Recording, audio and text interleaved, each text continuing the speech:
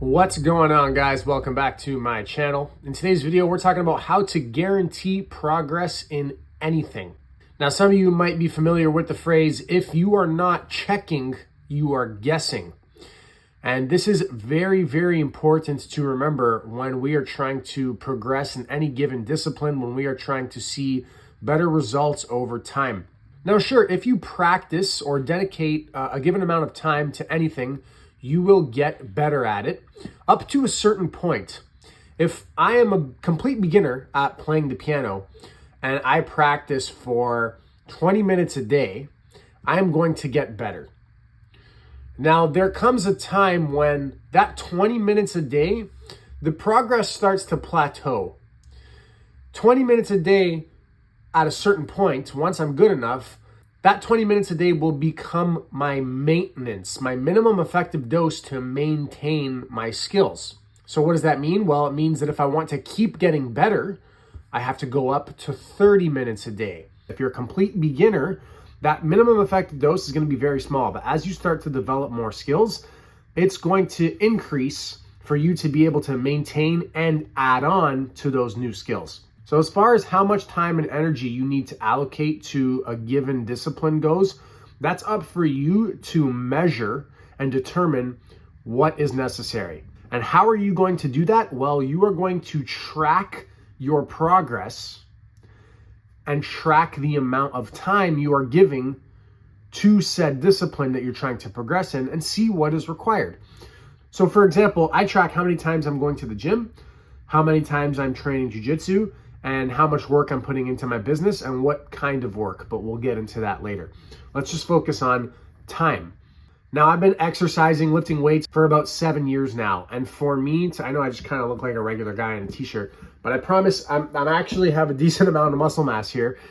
If I don't lift weights like 6 times, 5 times a week, I'm not going to grow any muscle, especially with the amount of catabolic activity and calories that I'm burning elsewhere. Growing muscle is very, very difficult for me. And at this point, I'm okay with simply maintaining the muscle mass that I have. And for me to do that, I need to lift weights at least 2, preferably 3 times a week. So that's where I'm at right now. I'm not necessarily wanting to progress my physique anymore, my muscle mass. I'm at a point where I've kind of hit that plateau. My physique is at a sufficient point. So I aim for 3 times a week. And so when I'm tracking how many times I'm going to the gym, I'm aiming for 3. That's my number. If I want to be getting better at jiu-jitsu, I need to be going 4 or 5 days a week. I've hit a point at jiu-jitsu where I feel that I've developed enough skill where if I go anywhere less than 4 times a week, I feel like I'm just maintaining my skill set rather than actually developing it. So I'm aiming for minimum 4 times, preferably 5 times a week. And I can go into the app that tracks my check-ins and see how many I'm doing to make sure I'm keeping up and staying on pace. With regards to developing work in my business, I'm making sure that I have to show up X amount of hours per week, and I'm seeing where the returns are. I'm trying to follow that 80-20 principle. If you're not familiar with the 80-20 principle, I have a whole video on it. You can check it out right here, but I'll just summarize it real quick for you. Essentially, it's a principle that you get 80% of your results within 20% of the actual work that you do. So you have to focus on that 20%. I make sure that I put out a certain amount of content every week to make sure that my channel can grow.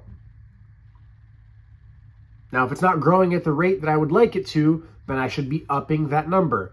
How am I going to know what those numbers are? How am I going to know when it's growing based off of how much work I'm doing? I am tracking it.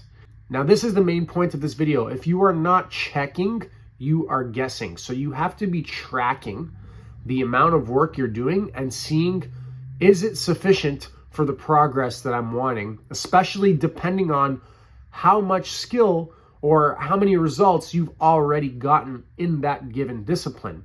Because you'll hit a point where, as I've said already, you're going to start to plateau. All right, guys, so the main takeaway here is that if you're not checking, you are guessing. You need to be able to track the amount of work that you're putting in and where most of the results are coming from. So utilize that Pareto principle, the 80-20 principle, so you can focus on the more important work. So that all sounds fine and dandy. Yes, it's very obvious that if you want to get better at something, you have to put time in. However, don't overlook how much time you're putting in and where you're putting your time. So the Pareto principle, and also understanding that depending on how many skills you have, where your skill is in a given discipline, how many results you already have, you might be hitting a plateau and might have to up the time allocated if you want to keep seeing results. So that's going to take some reflection, some consideration, and some tracking on your part. So like I said, that all sounds fine and dandy, but are you actually going to do it? So many times, I know I'm guilty of this, I know we're all guilty of this, we'll watch a video on YouTube on how we can change aspect A of our life or aspect B. And then when it comes to actually taking the actionable steps, we kind of just don't do anything. It's like, oh, wow, that was great in theory, but then we let it just fall to the wayside. Well, for that reason, I have a few different resources for you guys. Firstly, I have a habit tracking calendar. Now, I have a whole video on that. I'll include the link in my description so you can understand how to use it. That is the low-hanging fruit for you. That is simply for you to keep yourself accountable and for you to show up to, anywhere from 3 to 7 different things that you want to be showing up to every single day. It's just one sheet of paper. You can print it out, put it on your fridge, put it somewhere where you're going to see it every day. Every time you complete all the daily tasks that you want to do every day, maybe it's meditation, maybe it's reading, exercise, working on your business. Like I said, about 3 to 7 tasks. When you do all of them, you put a line through that day in the calendar. It gives you positive reinforcement. It helps you track that you're actually getting shit done at a low level. It helps you know that you're showing up. Now, in terms of what we talked about in this video, making sure you're being very specific with what you're tracking, I have a brand new resource for you guys. It's never been released. It's called the Life Audit Workbook. Now, I personally do an audit of my goals, and I take all the tracking that I've done and I review it at the end of every quarter. And I take a look at it and I reflect, am I happy with the results that I've gotten from these targets that I've set for myself? Like if I want to train 5 days a week, that's my goal, and I hit that target, am I happy with the results I'm getting from that? Do I want to dial that up a bit? Is it a little too much on my body? Am I getting injured more than I am willing to? Do I want to dial that number down a bit? I'm making my bi-weekly videos. Do I want to dial that number up or down based off of the results that I'm getting? Do I find that I'm allocating too much time and attention to that area of my life and it's taking away from other areas? A quarterly audit is just a great idea. It really helps me reflect on and understand where my results are coming from, where I need to be maybe spending a little bit less time and where I need to be spending a little bit more time. And it helps me stay accountable to see if I'm hitting the targets that I've set for myself. And if I'm not, then I know that the next quarter I have to step it up. So in the Life Audit Workbook, there are sections allocated for you to reflect on and track anything that you're wanting to make progress on in literally any area of your life. I've summarized all the areas of your life with 8 main subsections, and that's physical health, mental health, career, recreation, relationships, finances, home, and growth and expansion, right? Like learning, new experiences, positive change going on. Now, there's going to be some overlap amongst those different topics probably, but I think it's a really good framework to help you organize and reflect on your thoughts and your goals with respect to each area of your life.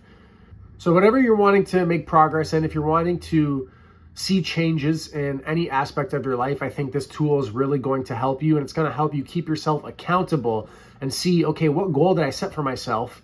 And you can check back in with your Life Audit Workbook. It doesn't have to be only once every 3 months. You can check in and remind yourself, what targets am I setting? Am I on track to hit that the way that I'm performing? And there's a tracking section for you to record how you're doing as well. So if this sounds like a good idea, if this sounds like something that is going to be very valuable for you, go ahead and claim your free Life Audit Workbook. It's completely free. I don't know if I've mentioned that yet, but it's my gift from me to you. I think it's a great resource. Life audits are something that I do every quarter, and I think it's a great idea. It's really helped me. So I thought, why not make a workbook and offer it to my audience here on YouTube as well?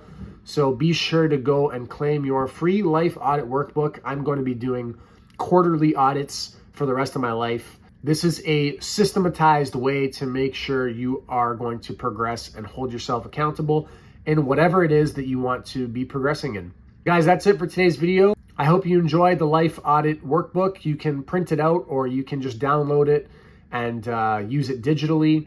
If you're going to do that, make sure you save 2 copies, one fresh copy that is completely unedited, and then make a copy for it for you to edit. That way you can go ahead and always just make a copy of the fresh ones, so you have a fresh one to edit anew at the beginning of the next quarter.